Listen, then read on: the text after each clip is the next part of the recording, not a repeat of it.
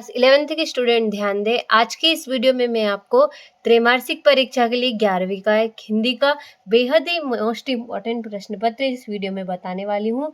इसके प्रश्न आपको बहुत ही फायदेमंद आपके लिए साबित होने वाले हैं, क्योंकि जो आपकी त्रैमासिक परीक्षा आने वाली है उसके लिए बहुत ज़्यादा आपकी मदद ये प्रश्न करने वाले हैं। सारे ही बहुत इंपॉर्टेंट प्रश्न हैं, इसके सारे आंसर सहित आपको मैं बताने वाली हूँ। तो बिना किसी टाइम वेस्ट के देखिए और अच्छे से कंप्लीट करिएगा। तो देखिए, पहला प्रश्न है आपका, सही विकल्प चुनकर लिखिए। लता मंगेशकर जी के पिताजी का नाम दीनानाथ मंगेशकर और प्रेमचंद जी का मूल नाम था तो गणपत राय। मीरा के आराध्य प्रभु हैं तो कृष्ण है। कबीर ने ईश्वर के कितने रूप माने हैं तो एक रूप माना है। मीरा ने श्री कृष्ण को किस रूप में स्वीकार किया तो पति के रूप में।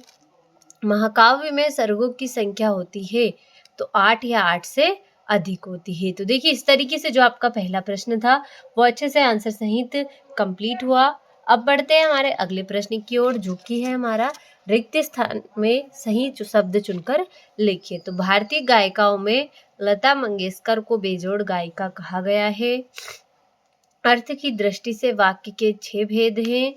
काव्य की शोभा बढ़ाने वाले तत्व अलंकार कहलाते हैं। मन्नू भंडारी द्वारा रचित पटकथा एक बहुचर्चित टीवी धारावाहिक है और छायावाद के प्रमुख स्तंभ 4 हैं। कबीरदास ने ईश्वर की सत्ता एक मानी है। तो देखिए, इस तरीके से जो आपका दूसरा प्रश्न था वो भी आपका अच्छे से कंप्लीट हुआ। अब बढ़ते हैं हमारे अगले प्रश्न की ओर, जो कि है सही जोड़ी बनाइए। तो मीरा के प्रभु गिरधर नागर।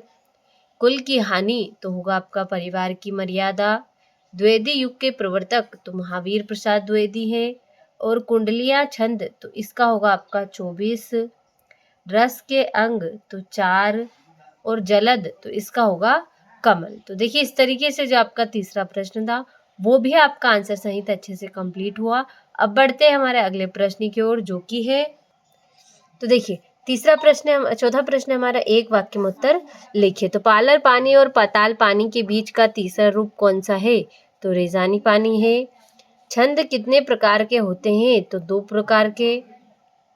रस के कितने अंग हैं तो 4 अंग हैं। जनसंचार के कोई 3 माध्यम लिखिए तो आकाशवाणी और दूरदर्शन, फिल्में और समाचार पत्र। शब्द युग्म का नाम क्या है तो सुनने में समान परंतु भिन्न अर्थ वाला शब्द। मोहन के गुरु का नाम क्या था तो मास्टर त्रिलोक सिंह। तो देखिए, इस तरीके से जो आपका चौथा प्रश्न था वो भी आपका अच्छे से कंप्लीट हुआ। अब बढ़ते हैं हमारे अगले प्रश्न की ओर, जो कि है सत्य सत्य लिखिए। तो बीजक सूरदास जी की रचना है तो असत्य होगा। सुमित्रा नंदन पंत छायावाद के महत्वपूर्ण स्तंभ है तो सत्य है। भारत में टेलीविजन की शुरुआत 15 सितंबर 1959 को हुई तो सत्य होगा। भागीरथी, मंदाकिनी, सुरसारी इत्यादि शब्द गंगा के पर्यायवाची हैं तो सत्य है। रस के प्रकार 4 है तो सत्य होगा। और काव्य की शोभा बढ़ाने वाला रस कहलाता है तो असत्य होगा। तो देखिए, इस तरीके से आपका 5वां प्रश्न सत्य सत्य भी कंप्लीट हुआ। अब बढ़ते हैं हमारे अगले प्रश्न की ओर। देखिए, छठा प्रश्न, मीरा कृष्ण की उपासना किस रूप में करती थी। भक्ति काल की 2 विशेषताएं लिखिए। 8वां आपका, धनराम मोहन को अपने प्रतिद्वंदी क्यों समझता था। इस तरीके से 10वां हो गया आपका। 11वां, जनसंचार माध्यम किसे कहते हैं। छंद की परिभाषा उदाहरण सहित लिखिए। 13वां हो गया। 14वां, 15वां, 16वां, इस तरीके से प्रश्न आपको दे रखे क्रम अनुसार। ये हो गया आपका 16वां प्रश्न। 17वां, 18वां, 19वां हो गया। ये हो गया आपका 20वां प्रश्न। देखिए, 21वां हो गया संदर्भ प्रसंग व्याख्या। ये हो गया आपका 21वां प्रश्न।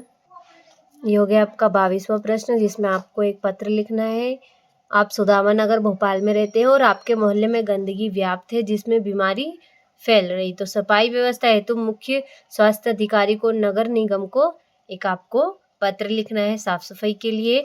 अगला प्रश्न आपका, निम्नलिखित विषय में से किसी एक विषय पर निबंध लिखिए। तो यहाँ पर आपको कुल 5 विषय दे रखे, तो किसी एक विषय पर, जिस विषय पर भी आपको निबंध अच्छे से याद हो उस विषय पर आपको एक निबंध लिखना है। तो देखिए इस तरीके से कुल 23 प्रश्न आपको दे रखे हैं। बेहद ही महत्वपूर्ण प्रश्न है ये आपके लिए, त्रैमासिक परीक्षा में आपकी बहुत मदद करने वाले हैं। तो अच्छे से इनका स्क्रीनशॉट के माध्यम से इन्हें कंप्लीट करिएगा और सारे प्रश्नों को अच्छे से कंप्लीट करिएगा।